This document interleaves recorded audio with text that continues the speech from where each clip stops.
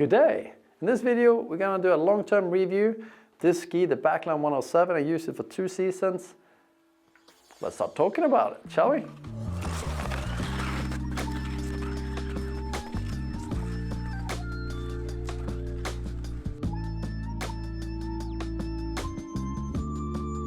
Now I want to be in your hands and flex this ski for you. But first, let's talk a little bit about it. This ski is 182 centimeters long, then it has 18.5 meter radius, 20% rocker in the front and 10 in the back. Carbon backbone, it's very lightweight, 1,550 grams.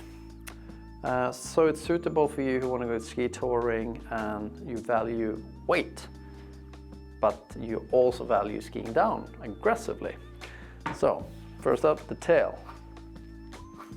It's kind of stiff and kind of short because it's mounted pretty far back, this one. And the nose is pretty stiff to there, and then the rocker bit is softer.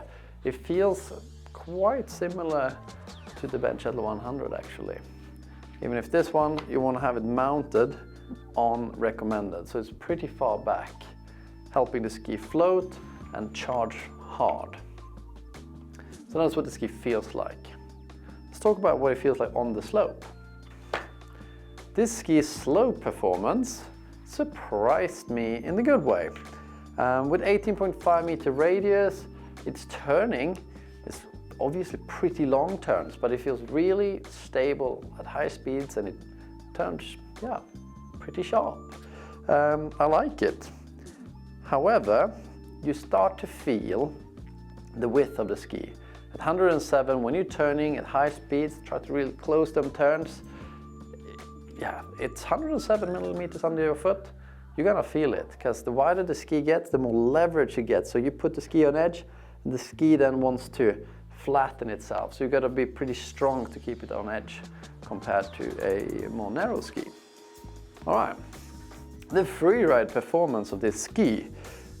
I'm certain you're gonna have a lot of fun times on, you know, snowed 2 weeks ago, and now it's kind of ridden out. You can charge this through basically anything, I think. There surely are much stiffer and even more directional skis that you maybe want to have if you're going to join the Freeride World Tour, but most of us aren't. This one is going to plow through the backcountry when it's a bit cruddy and interesting with ease.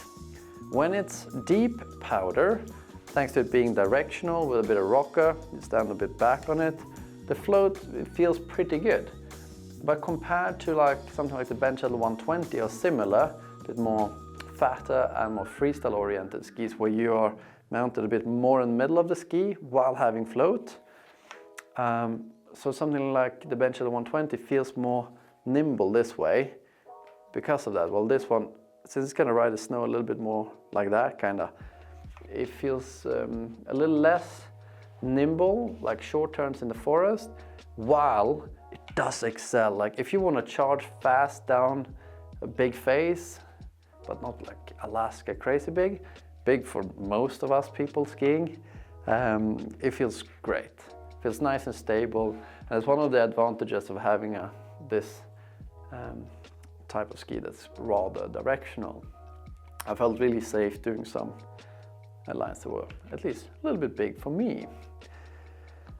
But in the freeride, since it's this directional, kind of stiff tail, you stand far back, the nose feels pretty long. So for me to nose putter these ones in powder is kind of difficult. I can still do it, but I think for most of you it can be kind of hard.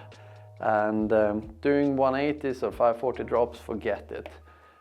Well, you can if it's really shallow, but this short tail and little tail in the back, it's not gonna, you know, let you land too many 180s.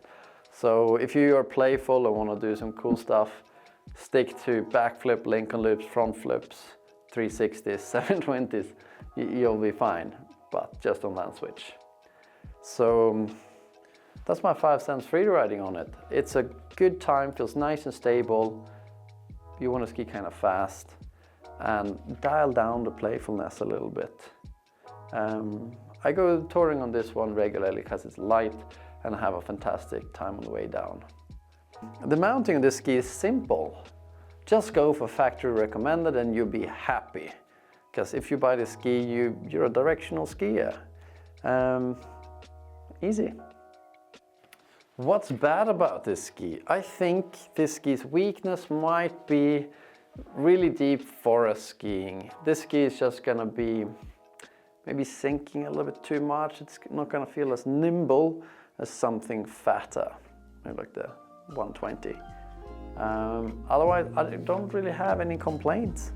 It's just not quite perfect for my own type of skiing, as I'm a little bit too playful for it. Who is this ski for? It's obviously for you who want to go ski touring and you value skiing down pretty hard, fast swooping lines down those nice faces. While that is true, you can also be the kind of rider that want to have one ski that does many things well. You can go touring on it, carving around the resort, you're going to have a pretty good time, skiing some crud, quite a good time. Yeah, it's a nice ski. For me personally, it's not perfect. When I go touring and want to do a big line, yes, it's perfect, but I always want to do a little butter and 180 like every day. And they're not perfect for that. I would like something like the Benchetlo 120, but a bit more narrow and a bit more lightweight. I think that would be my dream ski. But this is what I choose when I go on most tours. So this is the ski I skied on for the last 2 years. It's the same as this year's, which is prettier, but otherwise the same ski. If this ski sounds like it's the ski for you, we've got a couple of affiliate links in the description, so click on them if you want to get a pair. Good prices for you in the States and in Europe. And then we get a small chunk that helps us produce more content. I wish you a nice day and I'll see you in the next one. Ciao.